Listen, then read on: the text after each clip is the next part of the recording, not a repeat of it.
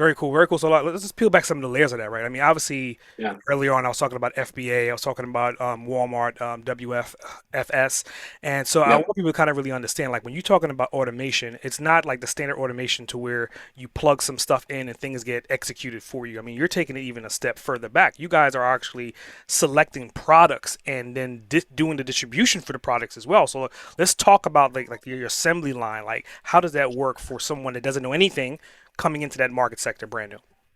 Yeah. Yeah. So, when you say FBA, just this is something that most people will be familiar with. So we'll look at FBA, which is essentially Amazon Prime products. So when someone shops online and they buy an Amazon Prime product, that product is not necessarily owned by Amazon. I mean, they might own 20 to 30% of those ones, like Amazon Basics, et cetera, or might be coming from their warehouse, a brand name wholesale product. But essentially, it does mean they're coming from their warehouse, but most of the time, about 60% of the time, it's from third-party sellers.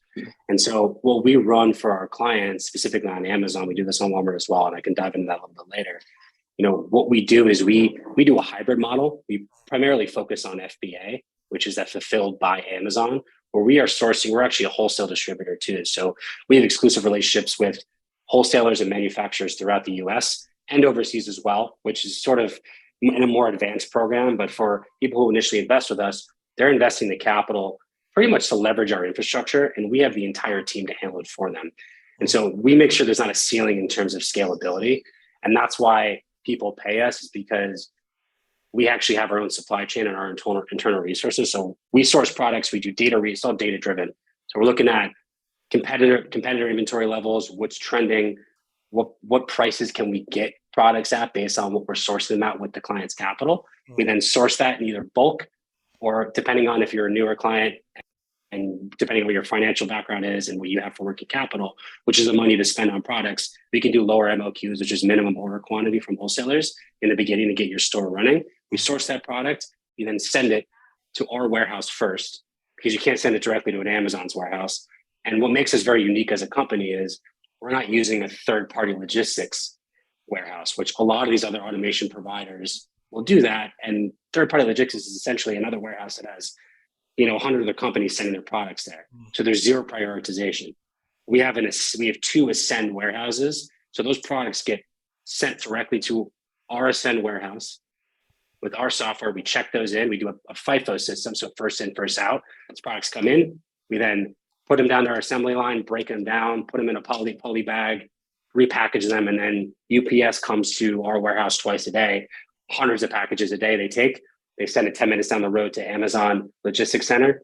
Amazon then, based on their algorithm, will send it to an Amazon Prime warehouse somewhere around the United States, depending on where that is. We're located in Dallas because it's central, but based on what the product is, et cetera. And then it's listed and activated on that client's store. Customer then buys it at a margin. Then Amazon pays out the client bi-weekly. So we're pretty much handling that internal supply chain automation, including the use of our manual team. And so that's why I'm happy you brought this up, because because the word automation can be thrown around. That's like the buzzword, and it can be tossed around in so many different ways. At the end of the day, we are really just managing the process. And the commonality that all of our clients have is no one has time to do this themselves, and they don't have the infrastructure. They want to be involved in this trillion-dollar industry, but in order to be competitive in this industry, you can't be selling out of your garage, and you can't be packaging your own products yourself, because there's just no scalability there. You need a team, you need a facility, you need data, you need software, you need experience. And that's how you can accelerate into the ecosystem on Amazon and Walmart as well, and be a competitor in under a year.